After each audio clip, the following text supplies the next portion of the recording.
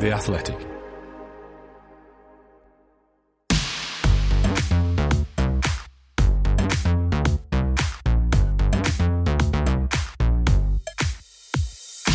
Hello and welcome to Aramco F1 Focus, the podcast that aims to get you thinking about Grand Prix racing that little bit differently.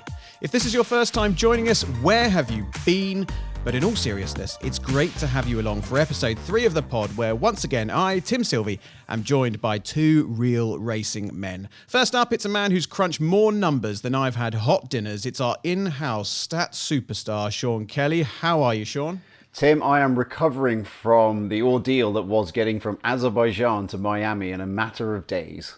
You've done well. You've done well. A wee bit weary, fair to say? Yes, very, very happy that we've got a few days off before we reconvene for Imola. Very good. Now, also joining me, it's a man who, if his Twitter feed is anything to go by, has spent most of his time recently out on track, putting some beautiful classic race cars through their paces. It's Alex Brundle. How are you, my friend?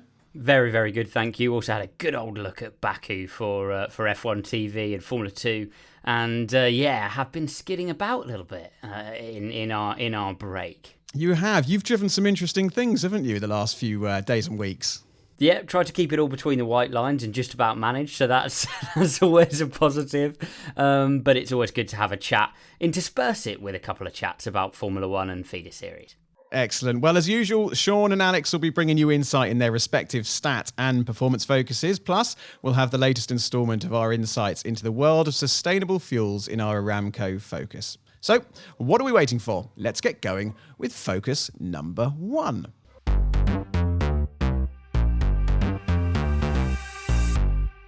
This week, we're going to kick off with Sean's stat focus. So, Sean, fresh off the back of the Miami Grand Prix, what have you got for us? Well, Max Verstappen, the expert of winning Grand Prix lately, won from 9th on the grid on Sunday in Miami, an exceptionally rare event in Grand Prix history. Only the 5th time that we've ever had a winner from that grid position.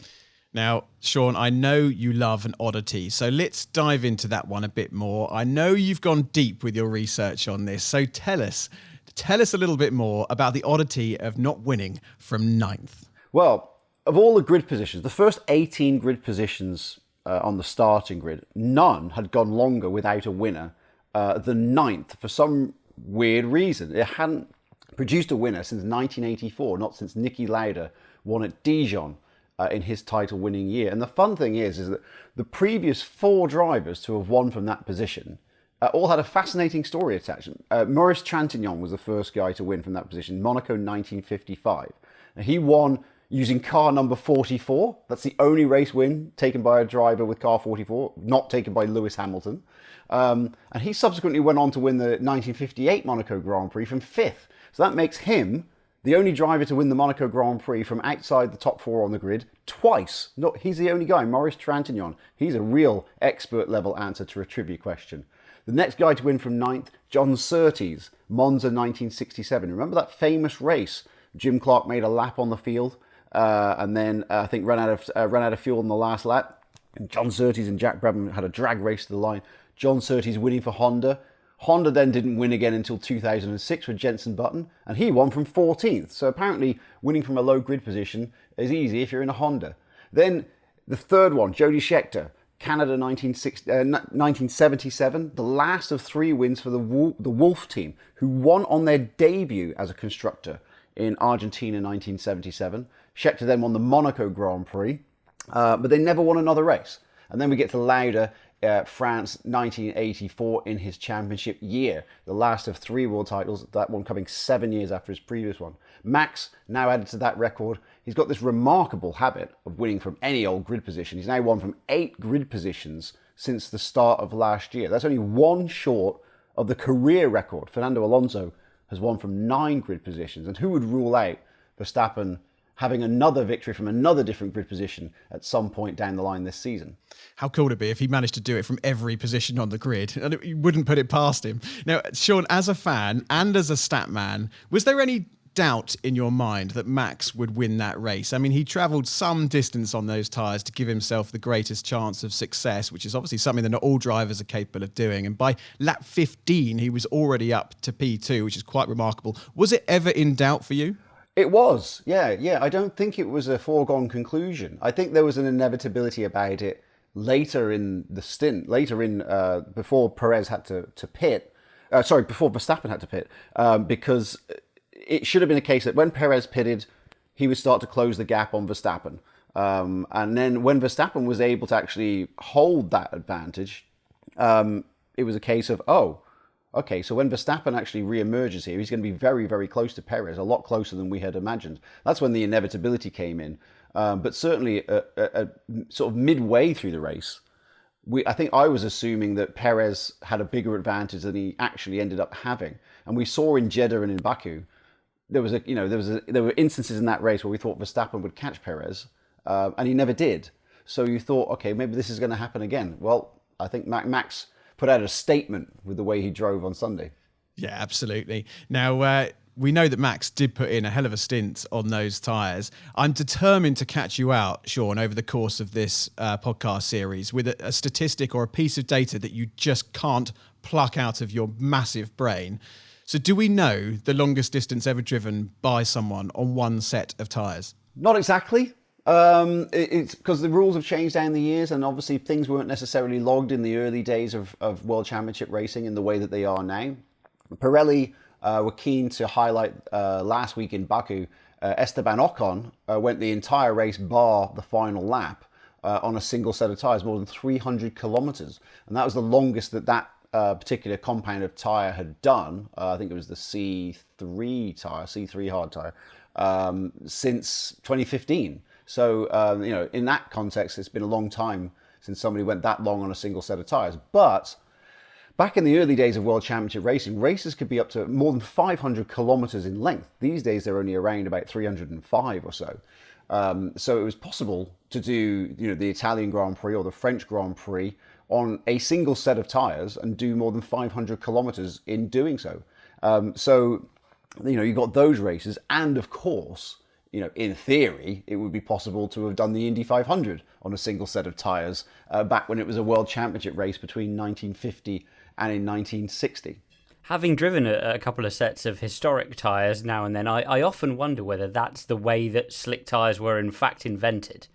In that it becomes abundantly clear when you drive a treaded historic specification tyre like those that would have been used in those 1950s races, you actually go faster and faster and faster and faster because it behaves more like a slick. Do you reckon that could have been the how we ended up with the slick tyres that we use today, Sean? Well, I once heard a story, which I don't know if this is true or if this is an embellishment, that Alfa Romeo were once sent, or maybe it's Ferrari, sent a set of uncut tyres, which they were slightly puzzled about, that it had no tread on it. But nevertheless, they bolted them on and sent the driver out at a test and started setting some remarkable lap times. And they just thought, well, that's weird. We haven't put a tread on it yet, and yet we're doing these amazing lap times. Whether that's true or not, I've never actually established. But it wasn't until 1971 that the slick tyre actually started being used, intentionally in Grand Prix racing. It seems amazing that we actually got as far as the early 1970s before they finally decided, wouldn't it be better if we made the contact patch as big as possible instead of having this sort of all-weather tyre that we've been using up to this point? Now, Sean, we're going to move on to your next focus, a retrospective look back at winning grid positions. Now, this feels like a big subject. Where do we start? Surely you've got some ridiculous wins from the back of the grid in here. Well, there have been many. I mean, the lowest winning grid position has been 22nd, and I'll come to that. But statistically speaking, across all the history of the World Championship, there is a 77% chance that the winner of any race is going to come from the top three on the grid. So clearly, qualifying the top three, you're already, there's a 3/4 chance that that's where the winner is going to come from. Conversely, and Max Verstappen won from 9th on the grid, there is only a 4% chance that the winner will come from outside the top 8 on the grid. So, it's not, statistically speaking, it's by no means inevitable, even if you are in a car as good as Max Verstappen has right now, that you will win the race starting from outside the top 8. Now, as recently as 2019, we went an entire season where everybody who won races came from inside the top three. No one won a Grand Prix in 2019 from lower than third. It also happened in 2007, it happened in 1998, and it happened in 1994. That's a more regular occurrence than you might think. Conversely, we had that mad season of 1982, where famously, nobody won more than 2 Grand Prix all season. 11 drivers won races for 7 different constructors. Out of the 16 races that season, only 2 of them were won from pole position. And one of those, which was Alain Prost in Brazil, only came because the original guys who finished first and second, Nelson Piquet and Keke Rosberg, were both disqualified. So that was kind of an inherited win from pole. And then the other one, René Arnoux won in the French Grand Prix of 82. That was the first time he'd won from pole position in his career after failing to do so in his first 13 attempts from pole position. That was the 14th time he'd started from pole and the first time he'd actually won from pole. So spare a thought for Charles Leclerc. That's the record that Charles Leclerc is trying to avoid. He's now on a run of 8 consecutive starts from pole position without actually delivering a win. Ooh, ouch. Now, how highly do you rate Max's run from P9 compared to others that you've seen over the years? Do the history books show the true masters of coming from behind? Well, I think the master of the art, statistically speaking, was John Watson, because John Watson has this remarkable record. He won the Detroit Grand Prix in 82 from 17th on the grid. Now, bear in mind, Detroit in 1982, very tight street circuit. That year, it also had a very, very slow hairpin, just that first year. So it was even harder to overtake because they cut it out the next year, made it a little bit faster, a little bit of a better run. But they had this really tight, sinewy hairpin. John Watson, nonetheless, still won from 17th on the grid on a street track. That was amazing in its own right. He then followed that up in Long Beach the following year by winning from 22nd on the grid. McLaren apparently very good at having bad qualifying sessions. I mean, they failed to qualify at all at the Monaco Grand Prix in 83. But yeah, John Watson won that race from 22nd on the grid. Niki Lauda, his teammate, finishing second from 23rd on the grid. So you had, imagine that these days. Imagine having a 1-2 where the drivers have started that low on the grid. It was remarkable. And speaking of Niki Lauda, I mentioned the previous win that he had, Dijon 84, the last win from 9th on the grid. That year, 1984, Niki Lauda won the World Championship without ever qualifying on the front row. He is the last driver to date to have won the World Championship without ever qualifying on the front row in his championship year. So that combination of John Watson and Niki Lauda, often teammates throughout their F1 career, probably the masters of the comeback drive.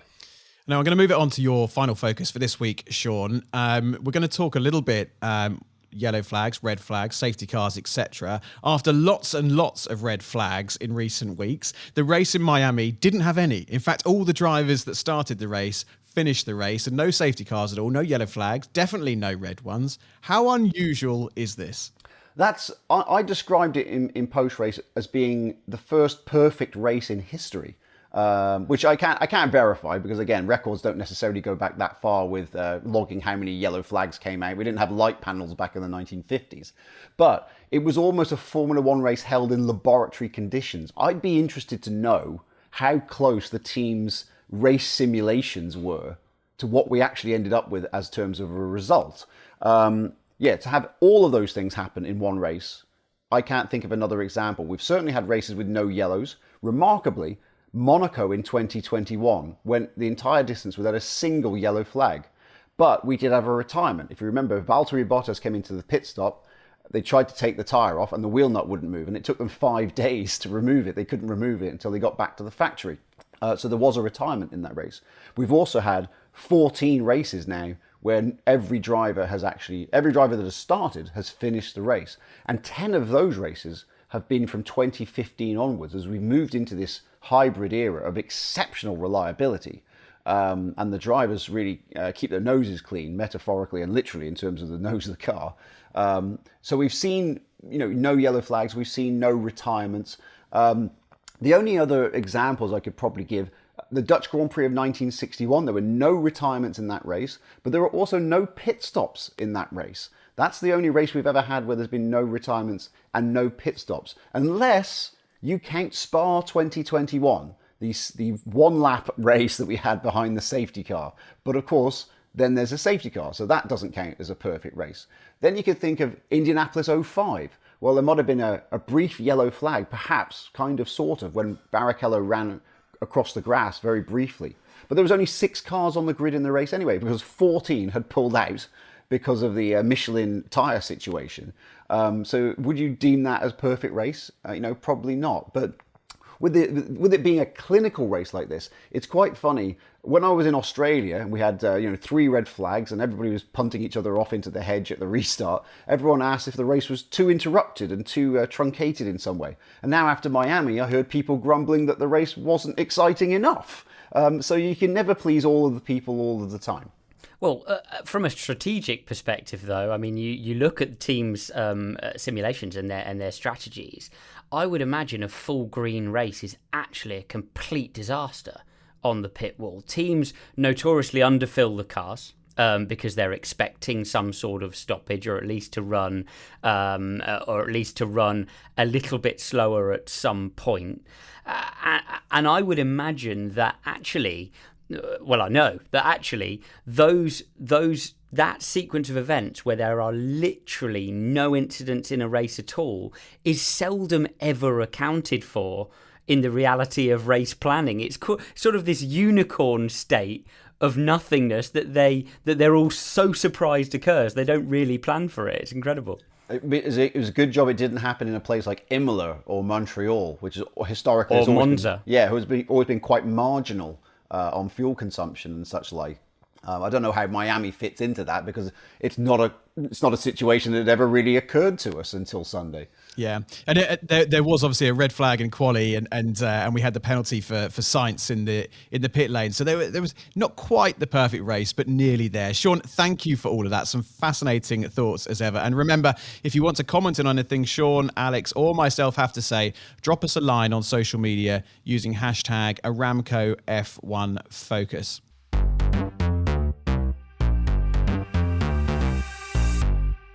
Right, moving on, it's now time for us to find the devil in the detail of the on-track action with Alex's performance focus. So, Alex, take it away. What are you going to talk about this time? Well, we've had 2 street races where most of the audience in Baku felt the race was a little bit boring, potentially. There were a section of the audience in Miami who felt the race, as we've mentioned earlier in the pod, wasn't spicy enough. So I've got a bit of a tyre manifesto for you, and what I'm interested to do is explain it fully, and then I want a vote out of you as to whether you'd vote for my manifesto for ongoing street races in the future. Love that. Well up for a vote. Now, before we get stuck into it, let's start with you. You come from the world of endurance racing, where tyre management is obviously key.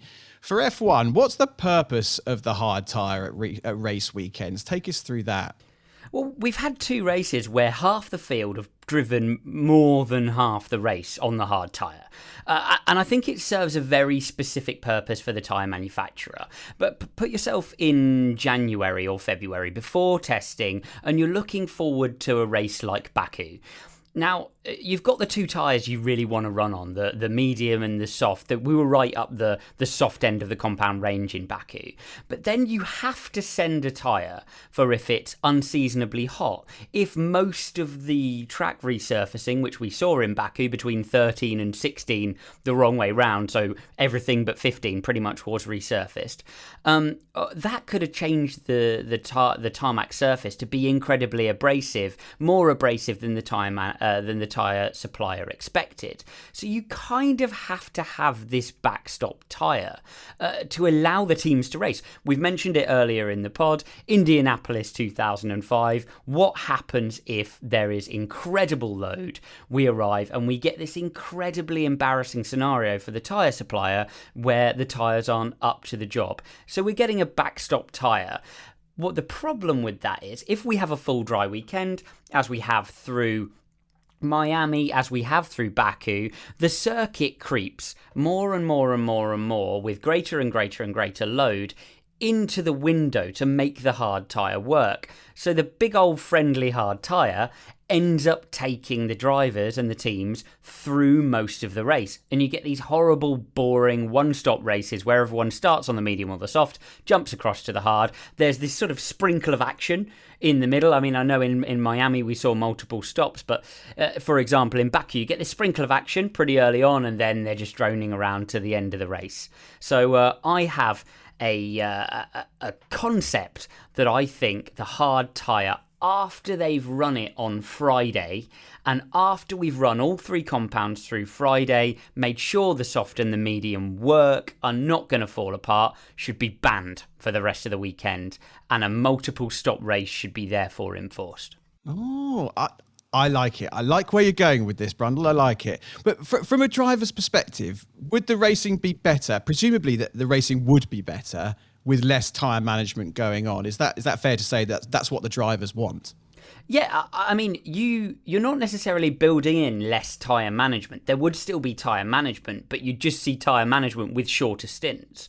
What you're building in, though, with a greater number of stops and a greater number of strategic options, if you were only taking the medium and the soft through to the end, are differentials in pace. And I believe differential in pace is what makes a race exciting. So you've got more drivers on a different life of tyre out on track for more of the race, and more drivers on a different compound of tyre out on track for more of the race. And that's when you start to see the overtakes.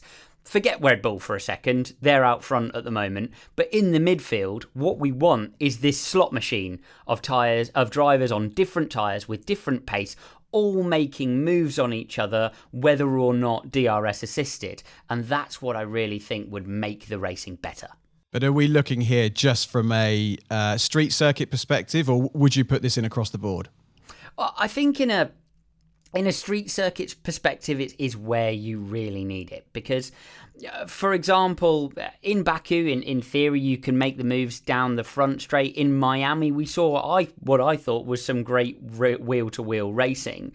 But it tends to be the case that at a street circuit, it's harder to get those overtakes. If you look across the season in terms of clean passes made on tracks, and Sean will be able to jump in on this and contradict me if I'm wrong, but I believe all of the street circuits trend low in terms of the number of moves completed on track successfully through a race distance. We've got to do something to spice up the action. It's fantastic to see the cars race wheel to wheel on the street circuits. It's fantastic to see the cars dice against the walls. But I think also, we get more knowledge and less change to the circuit at a place like Silverstone. The tyre manufacturer know what they are getting year on year. There's more consistency, and so they can be more aggressive in the three compounds that they choose. Whereas on a street circuit, there's always a question of this hard tyre hedge. There's always a question of putting that one compound in for the if all else fails, the race will still run to distance kind of concept. And I think that is the soft pillow, the soft blanket, the soft edge that we need to take away from the teams. 100%. Now, you've got your manifesto here. You've put your argument across well. So are we putting hard tyres in room 101? I suppose that's the question. I mean, Alex, clearly for you, we're tearing them up and throwing them in the bin, aren't we? Well, I think we are. I mean, what clearly for me needs to happen, the tyre manufacturer will never agree with this, firstly. I think it's something that needs to be enforced, because a Pirelli car will always win. Pirelli will win every Grand Prix. They are the sole tyre manufacturer in Formula One. Their entire job, which is demonstrated at the start of the weekend in the driver's briefing notes and the pre-race briefing notes, where Pirelli deliver a sequence, remember they came out about a year ago, a sequence of limitations in terms of the pressure that the tyres can hold at all stages through the race weekend, and camber limitations. So Pirelli have one job, which is to make sure all the cars get to the end of the race without a tyre failure of any sort. But we don't have one job as people interested in Formula One. We have lots of jobs. We'd like that, but we'd also like excitement. So for me, the hard tyre, after we've run on Friday, goes in the bin. How about you guys? Well, it sounds great to me. I mean, I don't have any problem with having a few more pit stops. The only thing is that, you know what, us Formula One fans can be terrible whinge bags.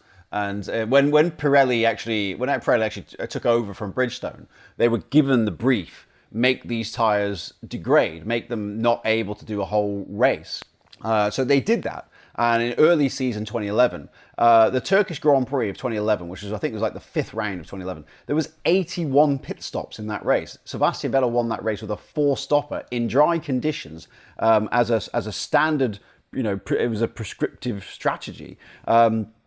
So that happened a lot, and everyone moaned that there was too many pit stops. We need less pit stops. So Pirelli, go away and design a tyre. Okay, fine. We'll make a tyre that lasts the majority of the race. You only have to make 1 stop. And then everyone starts whinging, oh no, now there's not enough pit stops. Why? We need more action on track. So I feel like, as good as Alex's agenda is, and I'm quite enthusiastically, I would vote in favour of it, I just know that there'd be another section of society that would say, you've ruined this for us now. It's not nothing like the way we wanted it to be.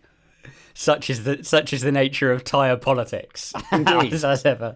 Indeed. Exactly. And I would be one of those whingers moaning that now there's just pit stops left, right and centre, and that's how you win your race.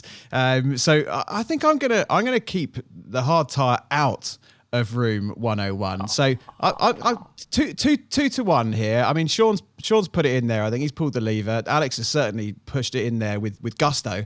I'm going to say let's keep him there. Let's keep him there. Let's win it on the track. Forget about the pit stops. Oh, controversial. If you want to talk about winning on the track, that there are other things that you can do, and I think if we are going to keep the hard tyre, we're talking line astern racing on track, then I really do think DRS needs a tweak, Tim.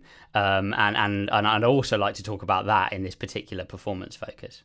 Well, let's do that. Let's jump into the DRS conversation. So again, Alex, from a driver's perspective, speaking personally from a driver's perspective, but also I suppose generally from your peers, who I imagine you speak to about this sort of thing relatively often, do you like DRS? Do you think it aids the show, or does it detract from it?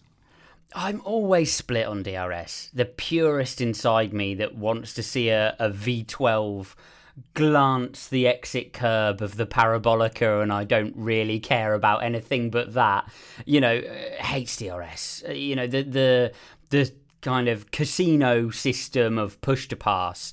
But the realist within me recognises that races, a Formula One race, I mean, Sean will have probably, again, a percentage of passes. And again, I know we love to catch him out on this pod. I feel very bad. A percentage of passes which are DRS aided in modern Formula One versus those which are not DRS aided. But for me, even watching the races, it's clear that that's a long way north of 50, probably a long way north of 70 in terms of the amount of passes that occur with the DRS system. Would we get the activity on track that we now have without DRS or even close? I just don't think an audience now, having seen the amount of action that we've seen in previous years, would tune into a Formula One race without DRS availability and without DRS assisted action. Yeah, it's a difficult one, isn't it? I mean, we hear from drivers that like to moan about DRS, and like you say, does it affect the purity of the sport? We get the DRS trains that come along. If the drivers had control of the rule book, Alex, what do you think they would do about it? Do we reduce the zones more? Do we drop it totally? Do we use it up to a point where you can get within touching distance of the car in front, but you can't necessarily use it open to make the move? What would they do? You know what? There's something that's really disappointed me recently, given the fact, this is arguably, and I'm sure somebody will kick up a different one, but from our listener base, I think we'll broadly be in agreement, the most technological sport on earth. You've had a new set of regulations cooked up by a small team massaging the airflows of these cars at 200 miles an hour to reduce things like wheel wake, turbulent air, to allow air to be kicked up over the top of a following car so that these cars can follow each other ever more closely, can race ever more aggressively. And then we make DRS changes to reflect. Well, and that's what the shortening of the DRS zones are recently. They're supposed to reflect the fact that the cars can follow each other more closely. What was the DRS change at the down the front straight in Baku? Around 100 meters. Now, I'm not saying that around 100 meters is not exactly the difference between, the old regs and the new regs, but I feel like in Formula One, we could aim to fly a little bit higher than that. We can sit there. It's pretty basic mechanics, isn't it? Speed, distance, and time. We've got all of the data available from all of the cars. We can take an average Formula One car through an average DRS zone, put it, let's say, 3 car lengths back, and design the length of that DRS zone so at the differential speed, at the delta speed as we would call it in engineering terms, those cars arrive side by side in the braking zone and have a battle, rather than blast past and get the move done well before the braking zone. And I just don't understand why we're not taking the data from Friday, seeing how much benefit there is for all teams in the DRS, taking an average, and then literally scientifically making sure the racing is good, rather than the old lick a finger, stick it in the air, reduce it by 100 meters and send them approach, which seems very un-F1 to me. Yeah, it's a very good point. Now, the masters of DRS are clearly Red Bull. Let's talk about them for a second. They seem to have optimized DRS to a frankly ridiculous degree. What problem does that present, and how on earth are they doing it? Well, it's kind of the counterpoint to the point I just made, actually, because as if to argue with myself, the counterpoint will always be who benefits more. Right, who benefits the most out of the DRS? And if you reduce or extend the DRS zones, obviously different cars have different benefits from the DRS system. So if you reduce the DRS, then obviously it's going to hurt Red Bull, who, as you say, Tim, quite correctly, are masters of the DRS. I mean, what they do with the rear of that car is truly spectacular. You're looking at ditching the maximum amount of downforce. Downforce and drag are inextricably linked. The force to push the car down towards the road has to come from somewhere. Law of conservation of energy says if you're generating a force in one direction, you don't have energy to generate force in another direction. So they are absolutely linked. All Red Bull have managed to do is build this incredible house of cards between the lower floor, the lower beam wing, or the lower element of the rear wing, and both the top element of the wing. Used one single mechanical movement, the changing of the DRS flap, to absolutely destroy their concept of rear downforce. And of course the car takes off at 30 kilometers per hour extra rather than the 15 achieved by the others. Can we actually take the variance of performance between all of those different cars and genuinely engineer good racing? I believe we can, but there'll be people who say we can't. There'll be people that say you'll get that wrong and you'll actually not spice up line astern street races at all and just generate a situation where Red Bull take off into the distance even more. And obviously DRS isn't the answer to everything. There are other ways to spice up the street circuit racing. Is there anything you would do from a driver perspective to help that along? What else can we do to spice things up? I mean, you can talk about what we saw saw the sprint weekend back in Baku. I mean, I do wonder about a reverse grid concept for the sprint races, whether that would be interesting. Honestly, I really don't think so. I think that what you saw in Miami dictates the fact that the fastest cars will mostly cruise through using the DRS. I don't see a lot of options apart from closing together the field to actually really spice up the racing. But I don't know what you think, Sean. I think my harebrained idea, which Formula One would never go for because it would be completely off-brand, is if on these sprint weekends, why don't we remove the fuel flow limit on Saturday and then let them go hell for leather, as much power as you want. And so then you're saying, okay, it's a sprint weekend. This is as fast as the cars will go in a race situation because it's a sprint and not a marathon. But the jeopardy involved there is how much long-term reliability are you willing to sacrifice to get those couple of extra positions here and there?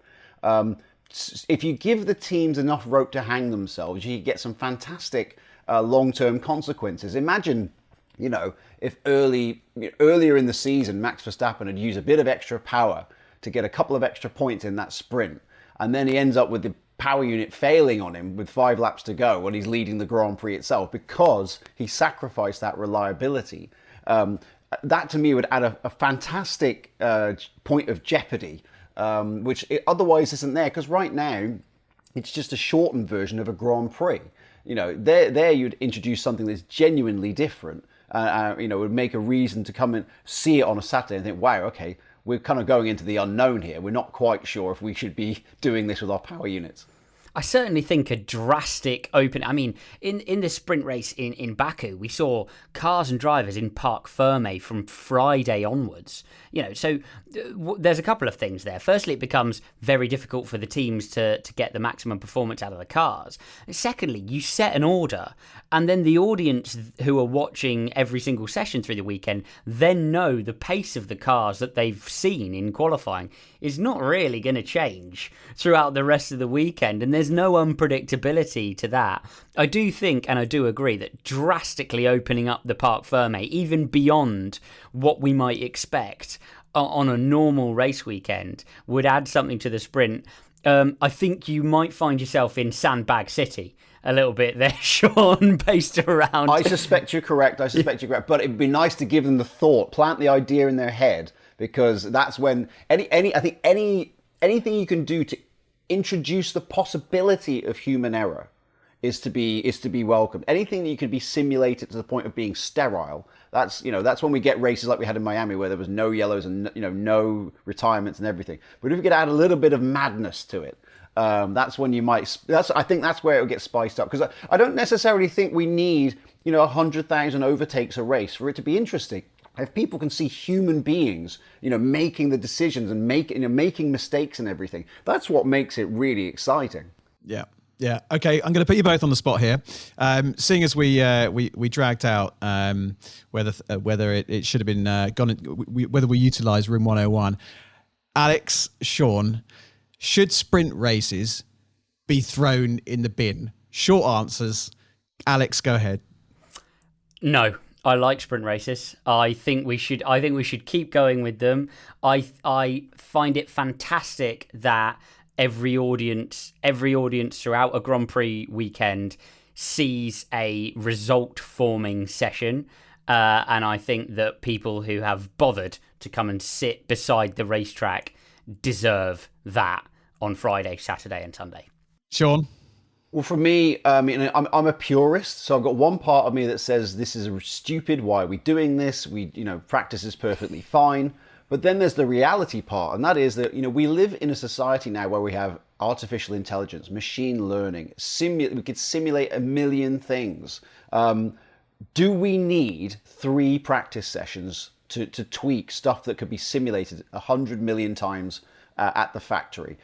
Are we really just wasting our time? And if that is the case, well, we've got to replace that on-track time with something that incentivizes the drivers to actually go on the track. Because if you just, if there's nothing in it for them, they'll just stay in the garage and save mileage. So there is something to be said for the sprint weekends. I don't think we're quite there yet in terms of the perfect weekend format, but I do at least welcome the idea of tweaking it and trying to come up with something that will work. We're getting there. We've at least got away from this ridiculous pole position that's not a pole position thing from last year. And trust me, I did die on that hill. But now we've managed to get that in the bin. We're moving towards something that I think will work better in the long term. So it's a work in progress. We're not quite there yet, but let's not jump the gun and get rid of it just yet. You can trust me, the drivers do not care what you call it. I've driven in qualifying, I've driven in hyperpole, I've driven in superpole, I've driven in uberpole, and all the time I just tried to do the fastest lap until the checker came out, mate. So the driver don't worry about what the driver's opinion is. We're just going to throw a load of stuff in the bin. You know, Formula One, give us a job. We'll sort it out for you. Let's leave it there for now. Thank you both. Thank you, Alex. We love your driving insights and look forward to more of that in the next episode.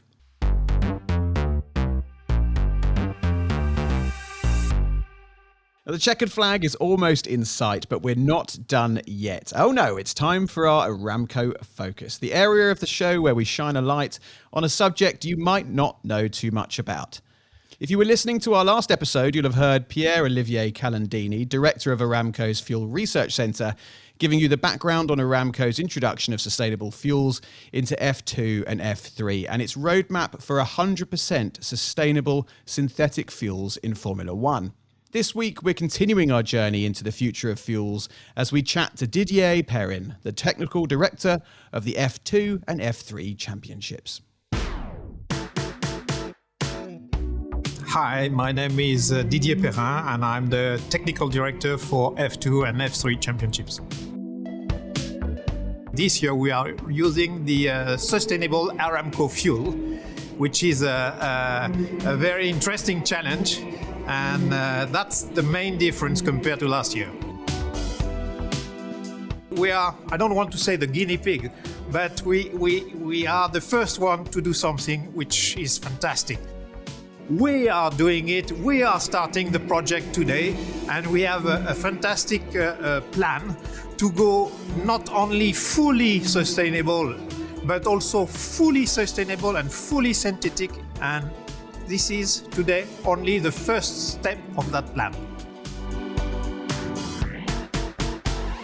In 2 years' time, the next step will be to run with some synthetic fuel, sustainable synthetic fuel. Everyone will have to be sustainable, no choice. So we are proud to be one of the first ones to do that, and we are proud to do that at that level. If we are able to run with sustainable fuel, anyone can do it. So we are showing the way, and that's what we like.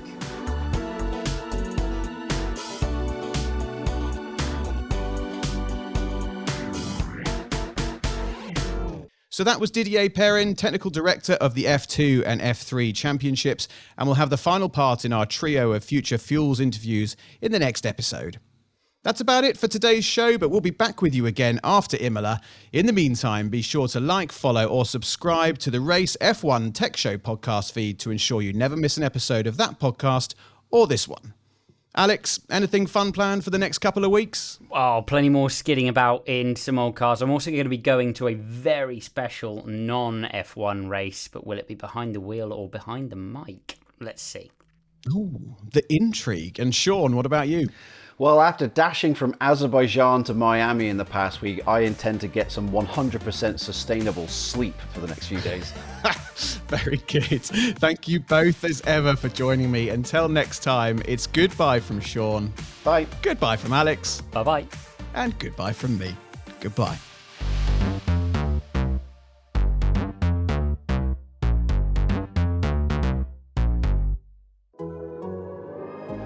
The Athletic.